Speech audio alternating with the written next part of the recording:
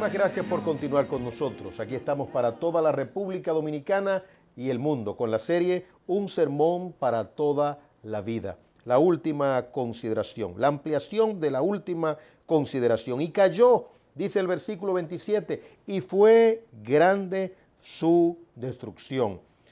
¡Wow! Terrible realmente, una destrucción. Es muy fácil declamar un poema, es muy fácil narrar una historia, es muy fácil ver una película de ciencia ficción, es muy fácil hasta asustarse con un misterio, es muy fácil incluso hasta asustar a un niño con el cuco o con el diablo o con Satanás. Sin embargo, es bien terrible y difícil vivir la realidad, vivir un terremoto, vivir un huracán, vivir una tragedia familiar, vivir una destrucción en el sentido de las finanzas, una bancarrota financiera. El texto dice, y grande fue su destrucción. Nadie quiere pensar en lo negativo, en la muerte, en la tragedia. Bueno, ¿por qué? Bueno, porque vivimos de ilusiones, vivimos una vida infundada. Decimos los seres vivos nacen, crecen, se reproducen y mueren. Eso lo dice el biólogo, el profesor.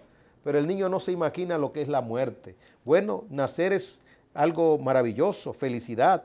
Un nacimiento es una celebración. Todo el mundo se pone alegre, contento. La madre, el papá, el abuelo, el tío, el hermano, todo el mundo. Estamos hablando de un hijo que nace de manera sana, correcta, apropiada y en el contexto del matrimonio. Y aún si no fuese dentro del contexto del matrimonio, también hay felicidad con razón de causa. Buscamos una razón para alegrarnos por ese niño que nace, que viene al mundo. Sin embargo, el proceso, vemos que hay dolores, la adolescencia, la juventud, cuánto se sufre en esta vida y al final la muerte. Pero nadie pues se queda tranquilo cuando ve a un familiar morir. No importa si es un bebé, no importa si es un adolescente, no importa si es un anciano, es una tragedia. Hay lloros y lamentaciones.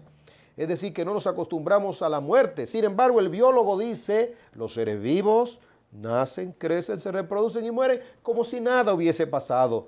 Oiga, el biólogo debería de presentar el drama de la muerte. Si presenta la felicidad del nacimiento y la felicidad de la vida con razón de causa, o la desdicha de la vida con razón de causa también, debe presentar la tragedia de la muerte. Nadie se alegra de la muerte. El muerto hiede, es decir, que se corrompe. No hay explicación científica para decir por qué se corrompe ese individuo que ya no es individuo, sino que simple y llanamente es un cadáver, un muerto que hiede, que debe de ser enterrado y que crea esa muerte, traumas en la familia. Si es papá que muere o es mamá la que muere o es un hijo, como quiera que sea, hay dolor y hay tristeza. El final, en otras palabras, la destrucción. Y grande fue su destrucción. Pero no se quiere pensar en esto. En Inglaterra hay una escuela que enseñan a las personas a morir. Y siempre me he preguntado, ¿y cómo? Bueno, de manera infundada. Porque ¿cómo se puede enseñar a morir a una persona? A menos que sea teniendo fe en aquel que dijo, yo soy la resurrección y la vida, el que cree en mí, aunque esté muerto, vivirá. ¿Cómo? ¿De qué manera? Es una terapia infundada, no bíblica. Pero trasladémonos a Haití. Sí, veamos el drama haitiano. ¿Por qué este drama? ¿Verdad? Bueno, un terremoto de gran dimensión, sin precedente probablemente en la historia de esta isla, dramático, vivida por muchos de nosotros. Experimentamos el temblor aquí, pero no sabíamos lo que estaba ocurriendo en Haití. La tierra se tragó literalmente a personas y a vehículos y a carros y se desplomaron edificios por completo. Puerto Príncipe se devastó, fue devastada la ciudad. Mercedes-Benz enterrado, sepultado, lo vi yo con mis ojos y perdónenme el que diga lo vi yo, pero fue que lo vi yo con mis ojos. Esta tragedia, cadáveres en las calles de Haití, las moscas y las personas deambulando como zombies después del terremoto. Terrible. Ahora, ¿qué vimos? ¿De qué nos dimos cuenta? Que la mayoría de las edificaciones en Haití no tenían fundamento. En otras palabras, no tenían varilla, no tenían buenas zapatas, como si estuvieran hechas con arena solamente y agua y un poquito de cemento. ¿Y con qué se sostenían? Pues no se sabe. Bueno, hasta que ocurrió el terremoto. El final, es decir, el terremoto como final, determinó el mal fundamento de estas edificaciones. No pensaron en la destrucción. Ese es el mal del ser humano. Y ese es el mal hoy en día de muchos llamados cristianos, que no están viendo el final, solamente están viviendo la vida. Y mire usted, la iglesia se está convirtiendo en una especie de narcótico también. ¿En el qué sentido? Bueno, que estamos yendo a la iglesia como terapia y todo está tan bonito, todo está tan maravillosamente hecho. Las edificaciones están para producir confort. Y aquí quisiera hacer una observación importantísima. En primer lugar, como salvedad, no estamos en contra. Mire, eso que estoy haciendo no lo hacía el Señor. El Señor decía las cosas y no ponía salvedades. Esa era su forma. Que me perdone el Señor por no seguir su método. Es el miedo que tengo de que precisamente gente se prejuicien con nosotros y saquen de contexto lo que estamos diciendo. El Señor no lo hacía. Es un mea culpa. El Señor no lo hacía. El Señor decía las cosas y no se disculpaba. Pero tengo que hacer la salvedad. No estamos en contra de los diseños arquitectónicos de los templos de hoy en día. No, para nada. No estamos en contra del confort, del aire acondicionado. No estamos en contra del sonido sofisticado. No estamos en contra de las pantallas gigantes y de todas esas pantallitas en LED que hay en las iglesias hoy en día. Estamos hablando de iglesias que se han convertido en iglesias de prototipos. En otras palabras, iglesias que tienden a ser paradigmas o modelos en el día de hoy. No. Si se pueden hacer esas cosas para bien de la comunidad, del confort, la pedagogía, todo lo que se quiera, la adoración que resulte como celestial, maravilloso. Sin embargo, esto nos habla de la filosofía de nuestros días. Permítanme traer luz con relación a esto. En la Edad Media, que fue el tiempo de mayor influencia religiosa de la humanidad en un sentido universal, hasta el punto de que los gobiernos fueron significativamente afectados, los templos, cuando había bonanza, había dinero, eran diseñados de forma gótica, esas imágenes que ustedes van a ver, ¿verdad?, de aquellos tiempos de la Edad Media, de esos edificios que son edificios artísticos y que son frecuentados por turistas, tenían una altura significativa. ¿Qué andaban buscando estos arquitectos? Que no eran libres, por cierto, eran personas que se debían a su tiempo y eran encomendados por la iglesia, por la Santa Iglesia, a diseñar esos edificios góticos. Ellos buscaban majestuosidad, ellos buscaban la altura, de tal manera que cuando usted entra a un lugar de la Edad Media, quiero decir, a templos o edificios de la Edad Media, usted se asombra. Porque ¿qué es lo que se procura allí? Bueno, impresionar. ¿Con qué? Con la majestuosidad del templo que debe llevar al individuo a la majestuosidad de Dios. La grandeza de Dios, la santidad de Dios, la solemnidad de Dios.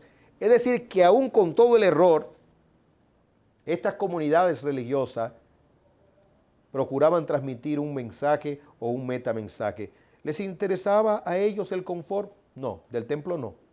A ellos les interesaba transmitir la idea de majestuosidad. Ahora, vayamos a nuestros días, a nuestros tiempos. Nos interesa a nosotros hoy en día que cuando la gente entre se asombre de la grandeza de Dios, de la santidad de Dios, de la infinitud de Dios, de la eternidad, de la inmortalidad que es en Cristo Jesús. No. Ese no es el propósito. ¿Cuál es el propósito? Bueno, ya no decimos cuidado de bebé, decimos nursery. Hay cuidado de bebé. En otras palabras, venga porque hay cuidado de bebé. Hay personas que le sirven inmediatamente en la entrada con una sonrisa. Es decir, es para que usted se sienta bien, es para que usted se sienta confortable. De hecho, tenemos tarjetitas para que usted las llene y hasta critique nuestros cultos. ¿Qué cosa le afectó y en qué cosa podemos mejorar? Somos empresas, en otras palabras. Y el lunes hay una secretaria que le llama a su casa. No importa si usted es de otra comunidad o si simple y llanamente es una visita. Le llama para decirle cómo usted se sintió. En otras palabras, la preocupación más hoy en día, o la preocupación que mayormente se tiene, es saber cómo usted se siente. Y la exposición, bueno, aunque sea dolorosa la exposición, al final alguien le suaviza y le dice, no fue tanto así lo que quiso decir el predicador. Sí, él habló del infierno, pero no fue tanto así. Él habló de la santidad, pero no fue tanto así. Dios te acepta como tú eres. En otras palabras, tú puedes venir como tú eres.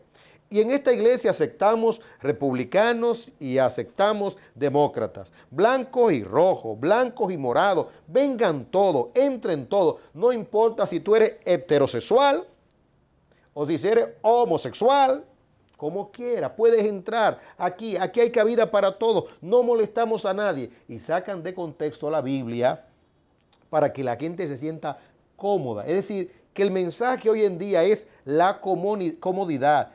No hay adoradores, lo que hay es consumidores, personas que van a consumir. ¿Y qué pasa con esto? Bueno, que los templos no reflejan el final. Los templos lo que reflejan es la cabañita que pidió Pedro. Señor, hagamos 3 cabañitas o hagamos 3 enramadas y quedémonos aquí. Y Pedro no sabía lo que estaba diciendo. De hecho, el Señor se transfiguró. Pudo haberse quedado así forever, para siempre. Pero no, era necesario que Él padeciera. ¿Para qué? Bueno, para con su muerte vencer a aquel que tenía el imperio de la muerte, es a saber, el diablo. El Señor siempre tuvo en cuenta el final de su existencia aquí, porque su muerte significaba la vida. ¿Y qué es lo menos que se piensa hoy en día en los templos, en la muerte? Lo que se habla es de bendición y de prosperidad, de las deudas que tienes, que Cristo te la paga, y si tú diezmas, entonces te van a dar el doble y el triple. No estamos en contra del diezmo. Vuelve otra vez el predicador con el temor a hacer la salvedad. Cristo no hacía eso. Pero soy hombre y hasta débil.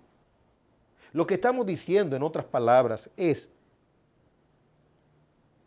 que la centralidad es en el hombre y no en Dios.